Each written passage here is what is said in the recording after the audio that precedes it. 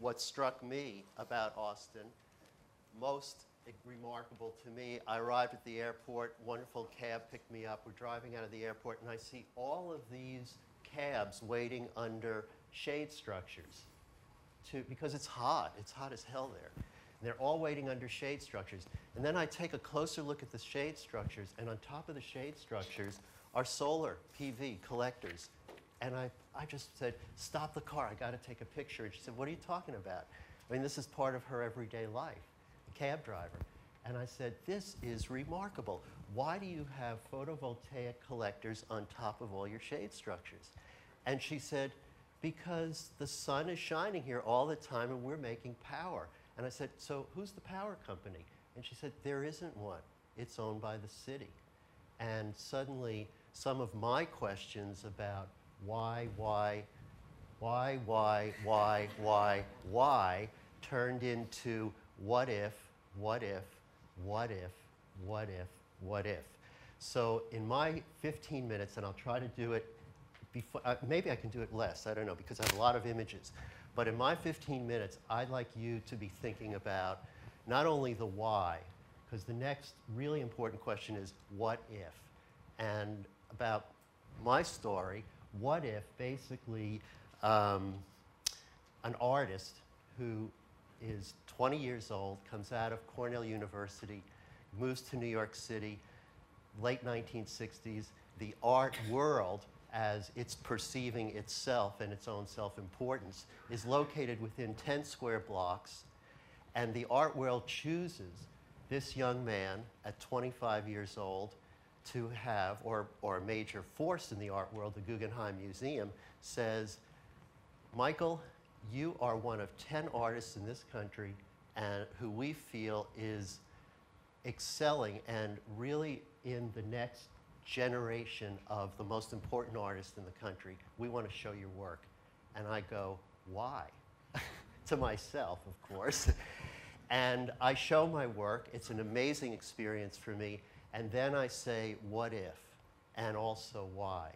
Why am I an artist in this little box that is referring very well to itself and that I've learned very well to refer to it and excel in that world, but I don't really know what I'm doing there.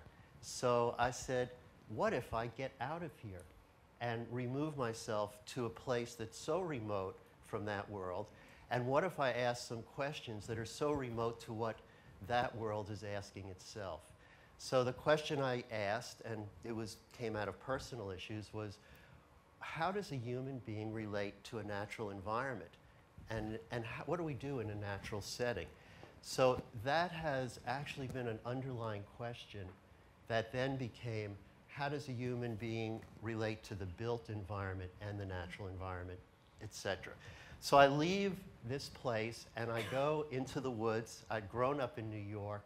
I had been, as one of my neighbors in Vermont said, a button pusher my whole life. And I learned how to make a fire. I learned how to live in a way that's very different than what's going on in the culture around me. And I basically removed myself for about 5 years. And I'm looking at situations in the nature around me that I want to balance. So that first image you were looking at was a situation of windfall logs that I said, I want to just put them together and see how I could balance them. And then I go to work on a beaver bog, and I work for 3 years moving these trees around and finding a way that they just become balanced. And of course, I hadn't yet learned how to walk on the water, so I could only work in the winter. The winter would go, I hadn't completed the piece, but I knew that that water was going to melt eventually, and I had to get this completed. Can we go to the next one, please?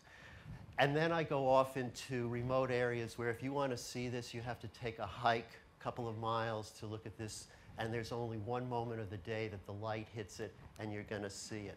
Or I find myself questioning in the Everglades and going to the national parks and saying, why is it that scientists are the people that are allowed to do research in the natural environment?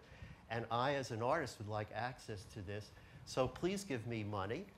By the way, this is also an appeal for money today. But please give me money, and we're always asking for that, to do my research in this remote environment. And I end up working in a very remote place that I then bring back eventually to that art world to a series of works. This one is now in the collection of the Museum of Modern Art, that are reflecting those ideas and that thinking. So I'm going off and coming back. Why, what if? And then I'm given this marvelous opportunity. What if, Michael, you go into a place where you're going to have to deal with permanence? And I'm invited to do this work for Becton Dickinson Corporation, and it suddenly becomes a center and a meaning for a building that's built around it. And the questions that I'm asking about how people engage every day in a place like this. And then I have this great opportunity to work in a public art situation and actually say, what is public art anyway? This is the Denver airport.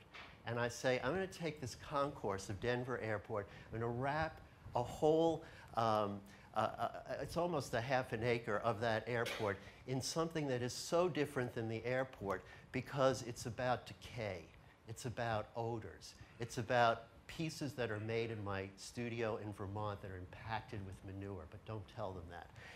But it's about wetness and dampness and naturalness and a sense of mystery that you don't see in an airport. Then I'm invited to Grand Rapids, Michigan, and I look at a place that's an edge of a river, and I find out that the Army Corps of Engineers is going to destroy this place and build a flood wall, which is needed. But I also notice that when I'm there in the summer, and this is pretty dismal here, that actually those cottonwood trees are blooming, people are fishing under them. And I say, well, what if? What if the cottonwood trees are holding the bank and we only need the flood wall in the front area? And suddenly my what if is, and what if I bring to my thinking other people like engineers and people who could understand and explain to me what a flood wall really does. And suddenly my flood wall is now not only a flood wall that is protecting the bank, but it's also cleaning the water that comes off of the parking lots above it. And it's a whole series of planters and foundations that peek out from under the foundations, the old sense of the city, making quite a contrast to what the architecture of contemporary life is. And what is a garden? I'm invited to Stuttgart, Germany, and I build a garden that is called a Garden for Those Who Survived. It's a memorial garden, and it's about 2 streams that run into this area. It's very beautiful, it's very special. But as I learn more through some of my contacts with biologists, bioscience, engineers, I start to realize that this garden is actually treating the water. It's actually becoming part of the filtration system of those streams. And then we start going to the next step, and I begin to work with people like oceanarchs and some of the very bright scientists of this who are thinking about water quality issues. And I realized that this whole garden could actually be transformed and thought about as a water treatment facility. And now we're looking at how do we make water treatment facilities that are actually gardens. And then I'm faced with a wonderful opportunity to ask the question, what if infrastructure, and this comes out of bigger issues, what if infrastructure in our communities really had to relate to the community and affect our lives and help us learn about those things that are really sustaining us, but that we want out of sight, out of mind. This is a waste transfer facility that you'd see anywhere.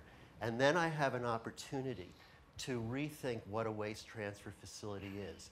And in 1993, in Phoenix, working again with amazing people, a head of Department of Public Works who's thinking, I want people coming to a place like this. They need to understand what waste really is about, what the waste stream is, et cetera. And pulling together a team, working with students to help me understand the students from various fields. And we pulled together this facility that basically becomes the New York Times, one of 8 most important architectural projects of that year. Boy, the architects were pissed. Excuse me. But basically it is, it's a dump. It's a dump. And it's one of the most important architectural events of that year. Turned over the way people in communities began thinking of what infrastructure is. And then the architecture community was thrilled because Now they have another opportunity to address design. This is where people come. This is where people have events. The community comes. People who work for public works work in a very beautiful environment. What if a power plant, something we have to have in our lives, has to be part of an urban situation, can't be set out of sight, out of mind? And what if a company is brave enough to come to a creative person, to an artist, and say, how do you take something like this? We have state-of-the-art inside the box, but how can we relate this to a community? What if? So, what if becomes transformed. Now, this is New York City. This is Greenpoint. You're looking across to the Con Edison plant on 14th Street. That's what our communities, that's what we assume power plants are. And unfortunately, that is what most of them are. But what if they didn't have to be that? What if we could see them as regenerators, not sustainers, but regenerators of our community? What if the 8 acres of roof on that power plant collects all of the water and holds that water, takes no water out of the city system? What if the heat in that power plant that's waste is transferred to the walls? Hey, what's a wall? What if the walls suddenly become land? What if the walls are now greenhouses? What if the walls are producing plants for not companies, but for environmental groups, nonprofits that want to replant indigenous all around the area? And what if the company realizes, oh my God, we have now an opportunity to have a tax deduction on our property by giving this? What if they realize that we spend $30 million on a $3 billion plant on lawyer fees to fight? And what if they can reverse and take that money and instead of fighting the community, put it into how it serves the community? So the amenities of this place include a school, an alternative, charter school on the environment. We won't go into it at this point. And what if we start thinking of places like power plants as a resource, as an ability to educate, its ability to create habitat? The roof of all of that is on the flyway in New York City, so all these birds are coming in. Waste treatment. What if Environmental Defense, an incredible conservation and advocacy group for the environment, comes to an artist and says, we have to reduce the number of truck mileage in New York that's moving garbage from 3 million miles, which is an amazing amount of pollution, time wasted, air, quality, et cetera, wear on roads. We have to turn to doing transfer on the river. So we say, this is what we do. We have transfer stations on the river. They're really great for the environment, but is the community going to accept this? Are you, if you live on the Upper East Side or the West Side, in your multi-million-dollar apartment, going to accept a facility like this? No. So we then present to the city council, who is fighting, well, you know the word, that fighting to keep these out of their neighborhoods. And we come in and show them that a place like this actually has a function that includes the community, that results in something, again, where we're looking at its opportunities and its function, its form. The Guggenheim of garbage, we began to call it, is actually a result of bringing trucks into the facility on a ramp. And the ramp basically houses those trucks, so they're not queuing in the street. What about a work environment? What if we say we need to have work environments where we are able to actually connect to the nature around us? And what better place than in the Netherlands, and what better place than here, actually, but for the first one, a place that is a center for environmental study, research, and education. And we transform a brownfield site to water that is collected there, that creates habitat, that's connected to not an outrageously expensive architecture, but a kit of parts that you could buy. It's basically greenhouse architecture. The water is brought into the facility, treated in the facility, part of your everyday life. The plant material cools the facility.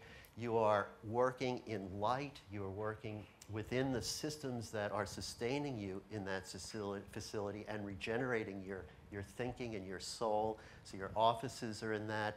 And finally, this water is collected in another one of these atriums where it is then finally cleansed and then brought back and repumped into the systems and recycled. So it's a statement about a complete system. That's the what if. So if I've left you with anything, what could a creative thinker do today in any of our problem-solving issues, and how could we address that? Thank you.